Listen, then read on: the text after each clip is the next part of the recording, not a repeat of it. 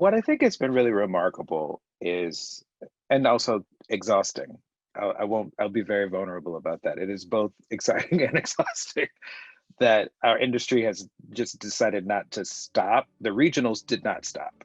Like for the most part, they have kept going and trying to pivot and figure out what to do. Hi, this is Pam McKinnon, A.C.T's Artistic Director, and you're listening to Place Here, Time Now. My guests today are Morgan Green and James Ijames. Morgan Green is a director of theater, film, and radio play. She's a co-artistic director of New Saloon Theater Company in Brooklyn and a co-artistic director of the Wilma Theater in Philadelphia. She was born and raised in the Bay Area. James Ijames is a playwright and director. He is an associate professor of theater at Villanova University and a co-artistic director at the Wilma Theater in Philadelphia, PA. He is originally from Bessemer City, North Carolina. This will be fun. I'm excited. So Morgan, you and I have known each other for a number of years. Yes, we and have. I'm a big fan of your work as a director. And we first worked together. You were assistant director on a couple of my projects. I have vivid memories of you as assistant director on Bruce Norris's play The Qualms at Playwrights Horizons, and a flu, like a deleterious flu, went around. And you very courageously hopped from character, actor to actor, person to person, almost weekly. Yes, I think I played almost every role. Yeah, absolutely. Process. Yeah, no, that was bold.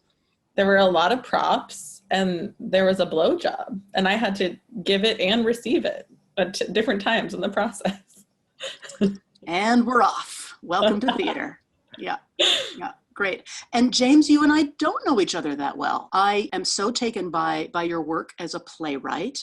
It was, I feel very lucky that the conservatory got to do a play of yours, Moon Man Walk, just in these last couple weeks, and loved hearing you speak at an event. There was something at that A.C.T event where you were talking about, and I'm probably going to butcher the phrase you used, but you were talking about like the instilling pleasure in an audience. And maybe you could talk about that a little bit more. We'll talk about lots of things today, but that was one thing that I just love to dive into as a theater artist, instilling pleasure in an audience. Yeah, I think plays should be pleasurable. And pleasure, I think, works in a lot of different ways. It's not always like you can get a lot of pleasure out of something that makes you weep. You can get a lot of pleasure at something that makes you laugh, something that arouses you. Like all of those things offer pleasure. And as a writer, I'm always trying to find a way of like, well, what can I do to delight people? What are the buttons that I can push to activate the empathy impulse in people?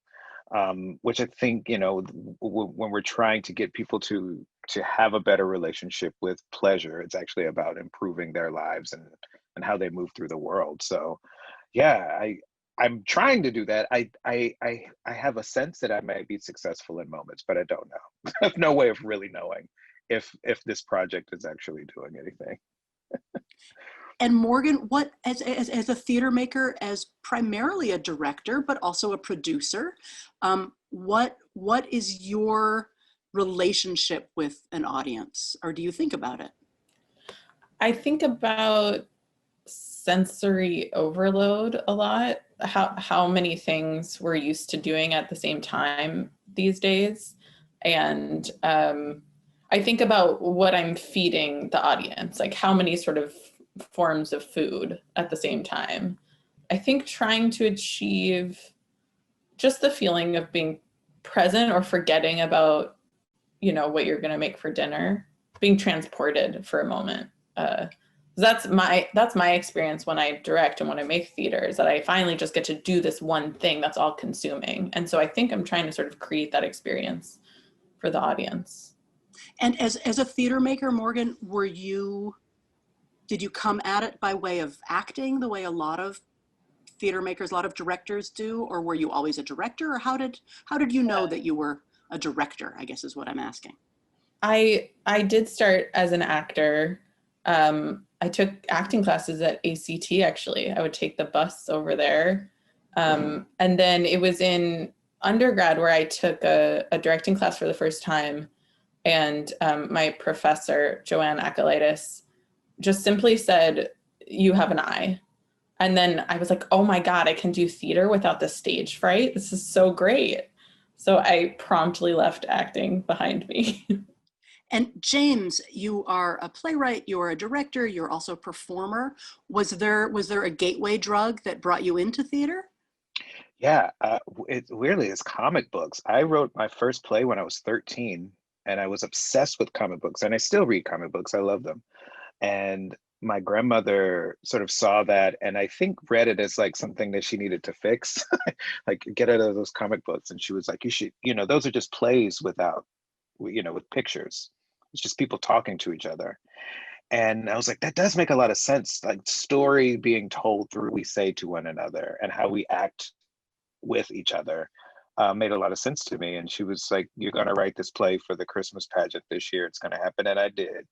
It wasn't very good. Actually, she sent it to me not too long ago. She like laminated it and it was really beautiful. This like dot matrix printout of this play that I wrote when I was 13. And they did at my church back in North Carolina.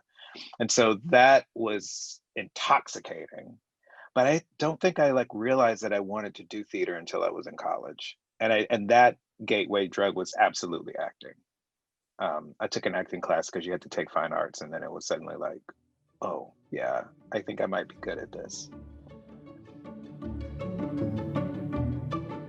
James, I asked you earlier if you would read a recent play of yours, a recent short play of yours called Tell It to Me. It's called Tell It to Me in My Tell It to Ear. Me Yeah. in My Ear. I read it just a couple days ago. It's up on the Playwrights Horizons, I think they call it the Almanac. I'd love it if you could indulge us.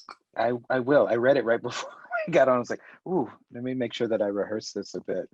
Um, and just for folks listening at home, there's like adventures in topography in this. So if you have to also go look at it too. But I'll just read it now.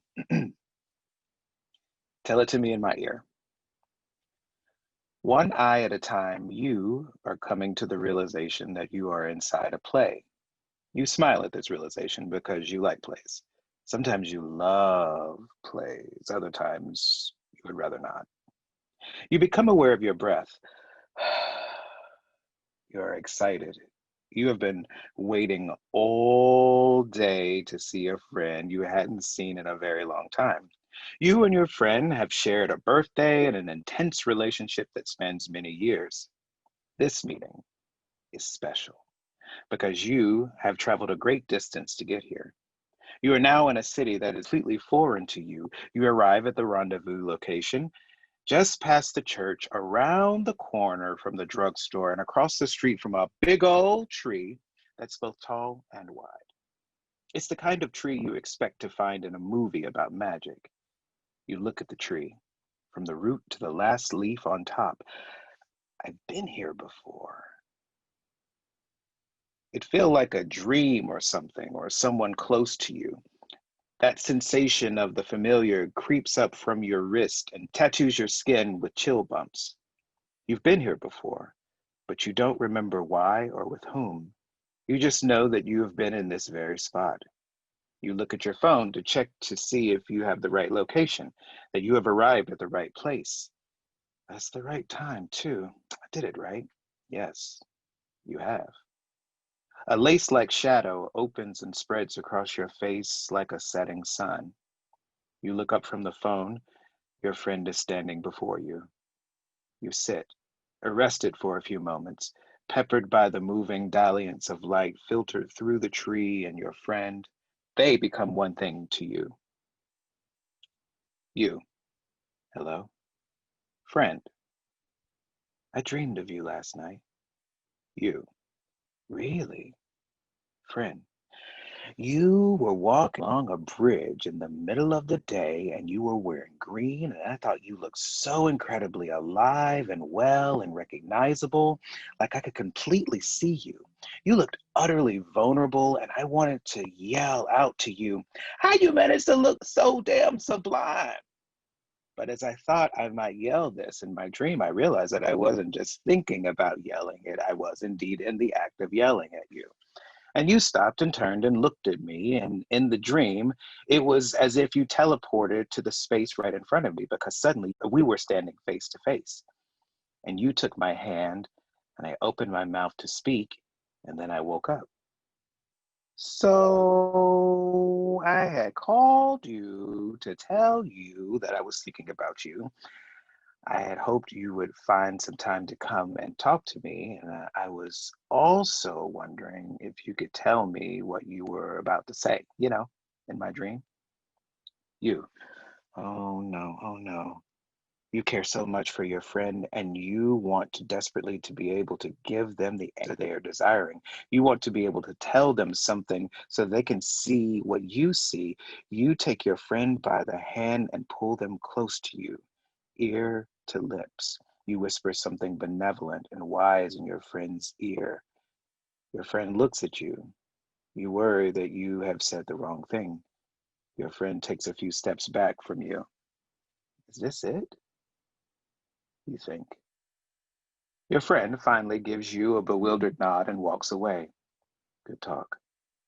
You wait as you watch your friend be swallowed up whole by the horizon line. You wonder if you have broken them. You open your mouth to speak when, one eye at a time, you are coming to the realization that you have overslept. Shit. That's it. I love it, James. Thank you for reading it. That's very Absolutely. precious. Thank you. Yeah. It's precious. It's precious. Well, I mean, for me, the act of a writer reading their work is very Mm, precious to me. mm, I thank you. had a handful of experiences of that, and I always just learn so much about character, about tone. It's just really, yeah, it's precious. Thank you. It really would be the best first meeting with a playwright every time if you could just have the playwright read the play to you as a director. That was a thing. I feel like that might be a thing. If I ever start like a playwright producing organization again, I'm gonna have us do that. You have to read your play to us. I think that would I be. mean, in the years that Jim Houghton ran the O'Neill, that was the first rehearsal would be the playwright. Like all the playwrights that were there would Wow. read their plays in succession, and a lot of writers were mortified by it, and some loved it, and just were like, actually, let's fire the cast. I'm the person. I'm it. That Beautiful. gives me great pleasure, James. And it also sort of seems like you took pleasure in writing it, or at least it feels that way. And I I love that did. you don't get to hear what is whispered in the ear. Mm. It's a fun story about whispering. That's like a motif in my work. And when I got married, one of the things we did at our wedding is that we whispered something into each other's ears that only we know, that was not public. And people to this day are like, "What did you whisper?" That's amazing.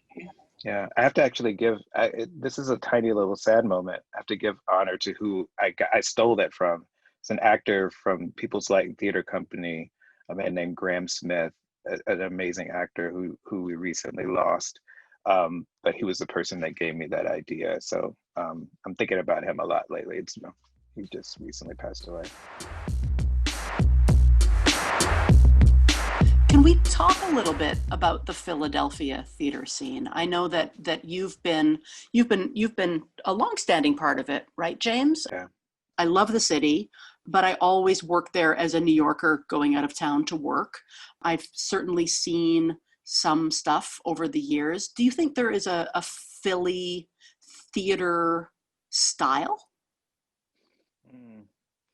Yeah, it's changed over the years. Like I would say when I got out of grad school back in 2006, the things that I was really gravitating to were gritty, devised, body influenced, voice influenced, like the work of the actor was was cerebral and thoughtful, and there was actually always an intellectual engagement with the character, but these really full-bodied performances, and that sort of permeated across the whole community. It wasn't just in the devising community, and And I think that's just sort of expanded out into like the ambition of like how people produce. I think that is also a marker. Like the design is always, in my opinion, and even at small theaters, superlative, because they want the body to have these like really great spaces in which to be thrown against. Um, yeah, which makes it sort of like different from Chicago, which is like this muscular sort of acting, very, very, very ensemble based. I think Philly is a little bit more, um, what's the word I'm looking for? Nomadic in that way. Like I never had like a full affiliation with any theater that I just worked with them all the time. Like I worked every everywhere, anywhere that people would let me, and in every form, like from dance theater to, the classical plays. So it's very diverse, both in style and in thought.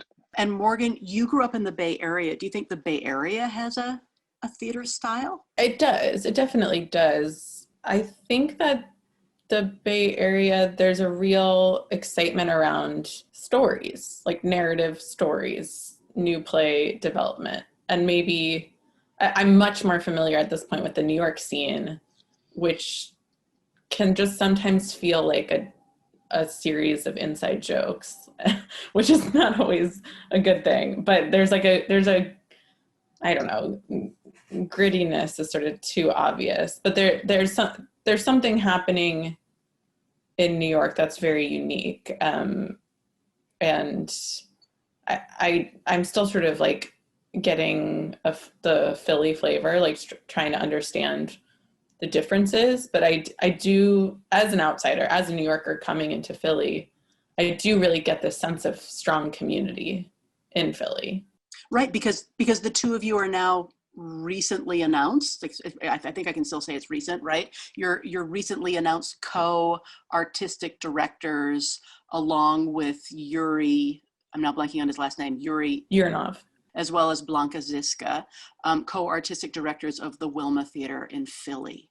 What is that like? That's a new model for the regional theater scene, right? Or the U.S. regional theater scene, to have 4 artistic directors. How does that work? It is new. We are figuring it out. And in COVID times, new upon new upon new. Yeah. So the structure is that there's 4 co-artistic directors. Blanca Ziska, who's the founding artistic director, or co-founding, invited us all in, and we have a rotating structure. So each year, one person is the lead artistic director, and the rest of us sort of support and collaborate with that person. So right now, we're in Yuri's season. And so James and I and Blanca are collaborating and learning how to work together and how to co-lead an organization that I personally didn't get to spend that much time with before we got shut down. So yeah, we started in January and then got shut down in March. That's all so new. Yeah. Yeah, I don't even think we had like a whole meeting where we were all in the same space together before we all had to go remote. Like that just never happened. We had a photo shoot, and then yeah, we had a launch, and then we went remote. Yeah. A thing I'll say about the Wilma's history is that they, it's sort of got these roots of like shared leadership. So in a way, it feels like coming home a bit. But this is certainly a different animal than a husband and wife running a theater together. Right. It was co-founded. By a husband and wife. Yeah. Is the Hothouse Company continuing at the Wilma? Is that part of it? That's an acting company, right? It is. They meet weekly most of the year, and they take a big break in the summer, and they take a few breaks throughout the year. They train together. Sometimes they work on plays that we're considering for the season together. It's really, Blanca had this vision of a space for continued actor training in Philadelphia, and she thought that this would be a really great way to do that. They've sort of like pulled together their own pedagogy of training for the actor that borrows from practitioners from Greece, from France, from Blanca's experiences over the years, and it's this amazing group of actors that are sort of like astonishing to see perform. Yeah, this is one of the aspects of the Wilma that most excites me, because it feels like one of those European theater companies where it's just the same group of people working together over and over, and they get to know each other so well, and the trust is sort of palpable. And so like what you can do on stage, you can just take things that much further because you have this built-in intimacy. And that's sort of how I'm used to working in New York most of the time, is just with like a collaborative group of my friends, basically, who just come together over and over, and you're building a language together. And you can see it when they perform together. You can see the depth of the relationships. And you have your own theater company. Is that going to be able to continue? I mean, this is that collection of friends, right? I mean, Yes, but it is a theater company. New Saloon is my theater company in New York, and I'm a co-artistic director with Madeline Wise and Milo Kramer. So I'm sort of used to the shared leadership structure at a much smaller scale. And we are, I guess you could say, dark for the moment, dormant, but the Wilma is actually going to produce Minor Character, which is our adaptation of Uncle Vanya, and Yuri's going to direct that. So it is alive in this one specific way. Oh, that's fantastic. And Maddie Wise was in my production of Test Match at A.C.T. in the fall. I mean, it's a small world, right? I mean, It is. Yeah. What gives you hope in this moment of virtual theater? What I think has been really remarkable is, and also exhausting. I'll be very vulnerable about that. It is both exciting and exhausting that our industry has just decided not to stop. The regionals did not stop. Like, for the most part, they have kept going and trying to pivot and figure out what to do. And I was sort of two minds about that and a little apprehensive about that initially. But now, after seeing so much really brilliant work coming out of different places and from different people, I think the process of making a play and theater performers making art is really different from filmmakers. Like, I think even if we do film something that we make, it just sort of feels different. It sits in a different place. So I've been really pleased to see our art form try to like meet the screen in a way that it's not trying to mimic film and television, but is actually trying to do maybe a different thing. And I also really love that everybody can access it. Like, it's not a thing where if you don't live in a big city, you can't see world-class theater. Now you can. I mean, at the very beginning of the pandemic, I was watching these gorgeous productions from all over the world, that I never would have gotten to see because I don't live in Prague, I don't live in London. And I've been really grateful for that, and it's had a real impact on my practice. So those three things, sort of our process meeting the digital platform, how accessible it is, how inclusive it is to have things available that people can just click a button and watch. And then also what we can learn from watching the art of theater makers all over the world. I think we'll never be the same after this. I think it's going to have a real effect on how we work and how we think about the form from now on. I would definitely agree with that. I think on a personal level, I am grateful that it's forced me to work in different forms and sort of take what I know from directing theater and apply it to radio or apply it to film, or just become a little bit more fluid about my idea of being an artist and my creativity. And I'm sort of watching other artists do the same thing. And I think that's a really exciting, liberating thing that we were forced to do. Have you directed a radio or audio play in this time? Yes, I did two radio plays with Playwrights Horizons in their soundstage series. And then I just directed a short film last weekend. The way one does, yeah. Yes. In a COVID-safe, socially distant way. Okay, very good, very good. Yeah, we all need to practice that, that's for sure. And have you two worked together creatively? Have you been in a rehearsal hall together? Or is that on the horizon? No one can see that. Yes, they're excitedly clapping. We're tapping our knuckles together like little children.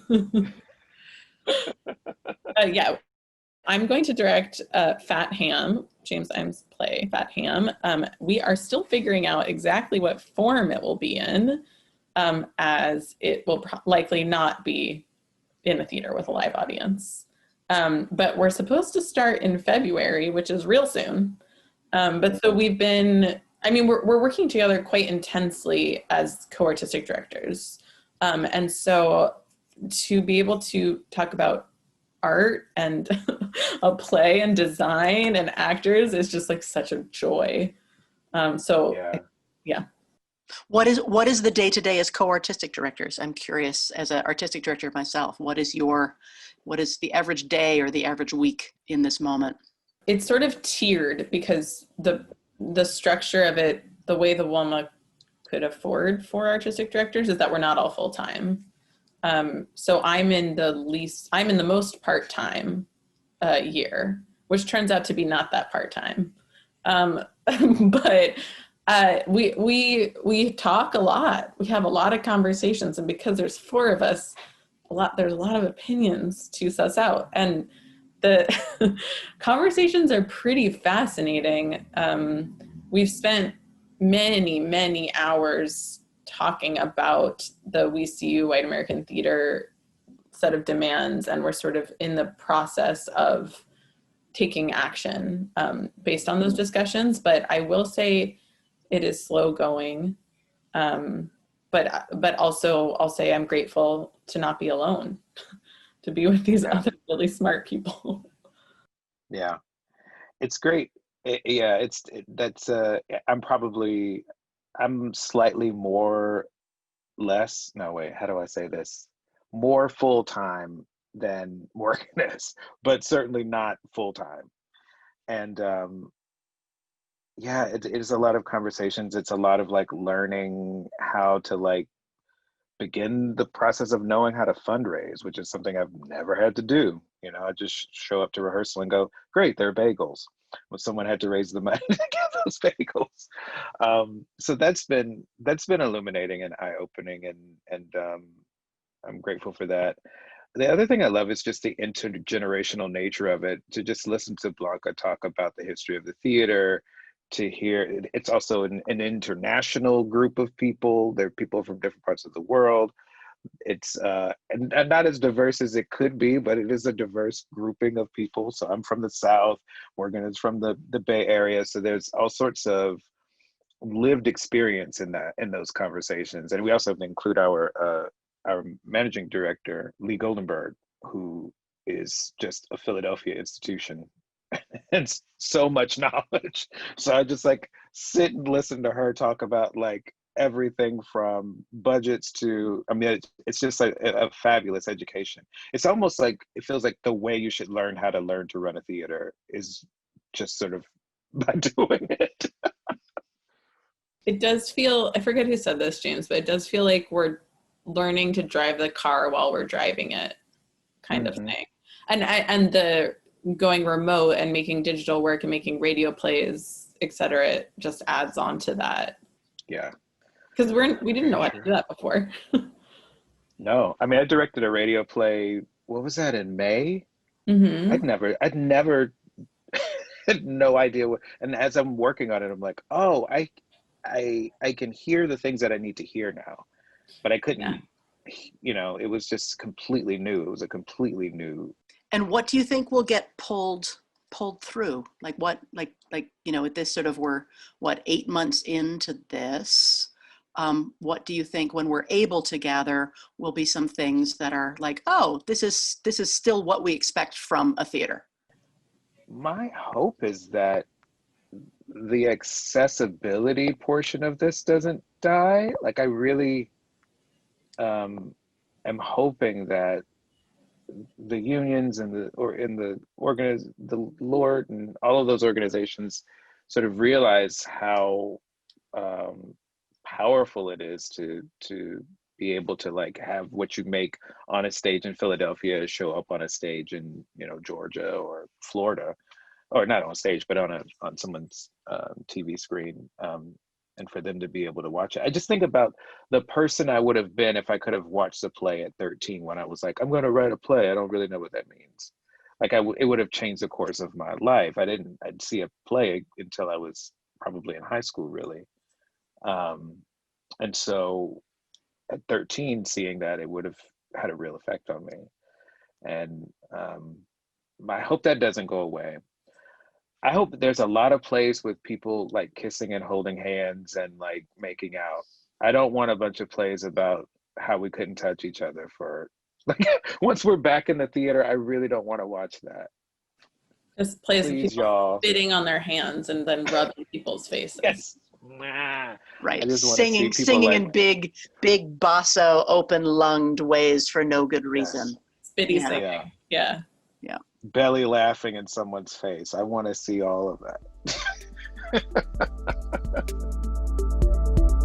This podcast is called Place Here, Time Now. And at a certain point, I ask people to do their own place here, time now. And I guess by that, I mean, like, if this was the beginning of a play, how would you describe where you are? As a little demonstration, because we're going to do reading of it. Owoye Timpo is directing a reading of Alice Childress's Trouble in Mind in coming months. I'm going to read Alice Childress's Place Here, Time Now. So this is the top of her play. And she actually really follows my prescription nicely. Act 1, time, 10 o'clock, Monday morning, fall, 1957. Place, a Broadway theater in New York City, Blues Music Inn, out after lights up. That's Trouble in Mind by Alice Childress. Oh, gosh. I'm asking you to do so much in this, James. I asked you to read a play. I'm now asking you. Okay, so Morgan, you can go. I should go before the writer goes. Time, way earlier than it feels by how dark it is outside. Place, my desk in my bedroom with my feet propped on an IKEA box because I'm too short for my chair. Okay. Time, early evening on a loop. Place, a room that is way brighter than it actually is, filled with books, smelling of morning coffee. A rolly chair is warm. Lights up. I love it. And of course, what I'm seeing are, two little people in beige boxes. So I love knowing what it really is. Two little people in beige boxes is like, let me out of the beige. I keep muting myself because there seems to be a parade outside. Are they celebrating? Can you hear it? Oh, I heard something. I heard something squeaky. Coming by. Oh, yeah. Oh, it's like a drum line. Yeah. Some music. Okay, well, you have to go. You have to get out there. Yeah, a party right to my front door. Lights up. And that was my conversation with James Ijames and Morgan Green. Thank you so much for listening to Place Here, Time Now. You can check out our other episodes at Apple, Spotify, Stitcher, or wherever you get your podcasts.